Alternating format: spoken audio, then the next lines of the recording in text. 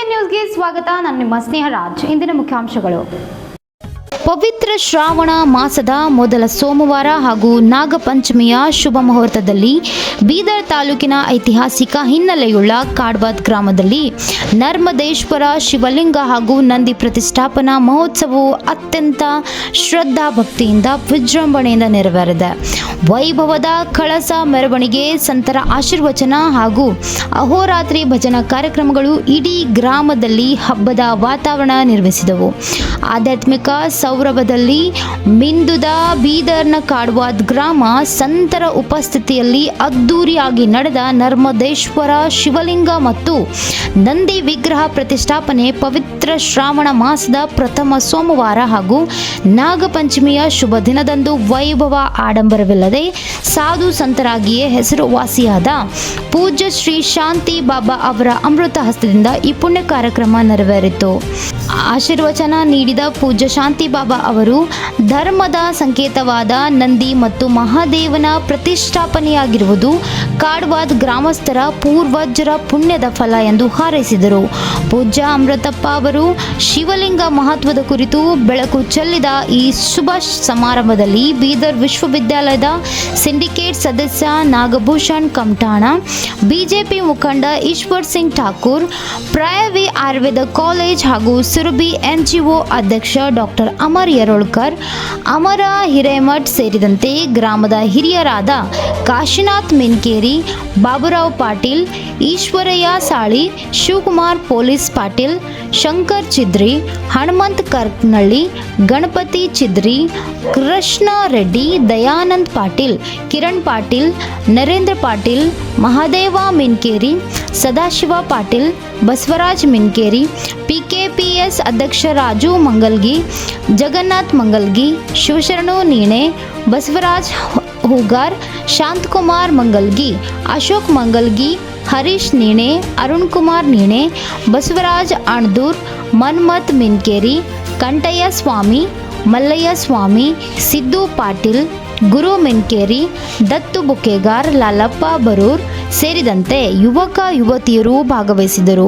ಬಸಯ್ಯ ಗಾಳಯ್ಯ ಶಾಸ್ತ್ರಿ ಅವರ ಮಹಾರುದ್ರಾಭಿಷೇಕ ನಡೆಯಿತು.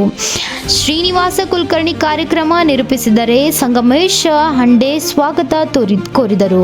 ರಾತ್ರಿ ಇಡೀ ನಡೆದ ಸಂಗೀತ ಹಾಗೂ ಭಜನಾ ಕಾರ್ಯಕ್ರಮಗಳು ಭಕ್ತಾದಿಗಳನ್ನು ಮಂತ್ರಮಗ್ನಗೊಳಿಸಿದವು. ಓಂಕಾರೇಶ್ವರದಿಂದ ಲಿಂಗವನ್ನು ತಂದೆ ತಮ್ಮ ಗ್ರಾಮದಲ್ಲಿ ಪವಿತ್ರ ಮಾಸ ಶ್ರಾವಣ ಮಾಸದಲ್ಲಿ ಪೂಜ್ಯರ ಸಾನ್ನಿಧ್ಯದಲ್ಲಿ ಮತ್ತು ಎಲ್ಲ ಭಕ್ತರ ಸಮ್ಮುಖದಲ್ಲಿ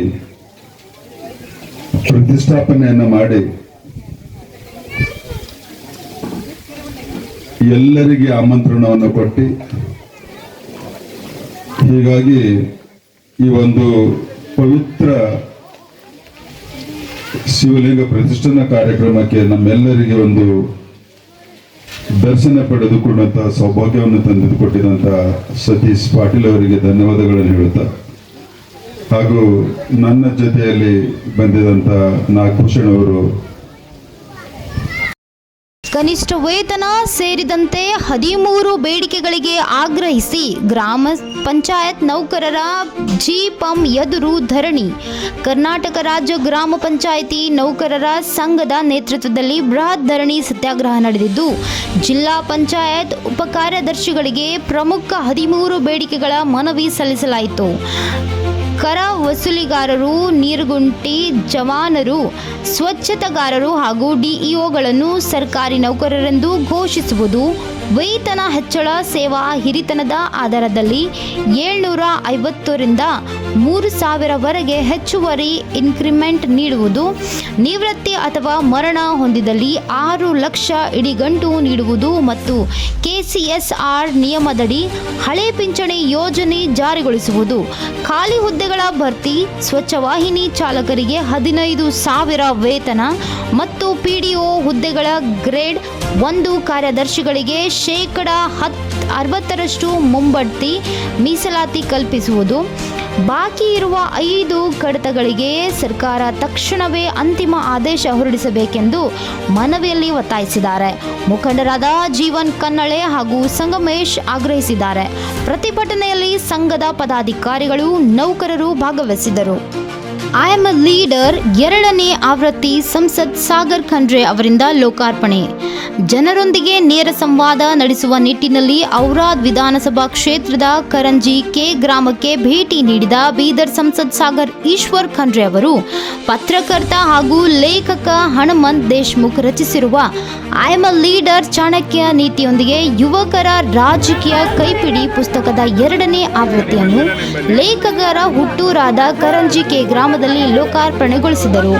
ಯುವಕರಿಗೆ ರಾಜಕೀಯ ನಾಯಕತ್ವ ಚಿಂತನೆ ಹಾಗೂ ಸಾರ್ವಜನಿಕ ಬದುಕಿನ ಕುರಿತು ಮಾರ್ಗದರ್ಶನ ನೀಡುವ ಈ ಕೃತಿಯನ್ನು ಸಂಸದರು ಮೆಚ್ಚಿಕೊಂಡರು.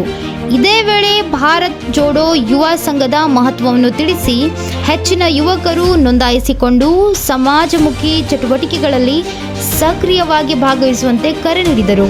ಇದೇ ವೇಳೆ ಗ್ರಾಮಸ್ಥರೊಂದಿಗೆ ನೇರ ಸಂವಾದ ನಡೆಸಿ ಪ್ರಮುಖ ಸಮಸ್ಯೆಗಳು ಹಾಗೂ ಸಾರ್ವಜನಿಕರ ಕುಂದು ಕೊರತೆಗಳನ್ನು ಆಲಿಸಿದ ಸಂಸದರು ಸಂಬಂಧಪಟ್ಟ ಅಧಿಕಾರಿಗಳಿಗೆ ಸ್ಥಳದಲ್ಲೇ ಕರೆ ಮಾಡಿ ಸಮಸ್ಯೆಗಳನ್ನು ಆದ್ಯತೆಯ ಮೇರೆಗೆ ಶೀಘ್ರ ಬಗೆಹರಿಸುವಂತೆ ಸೂಚಿಸಿದರು.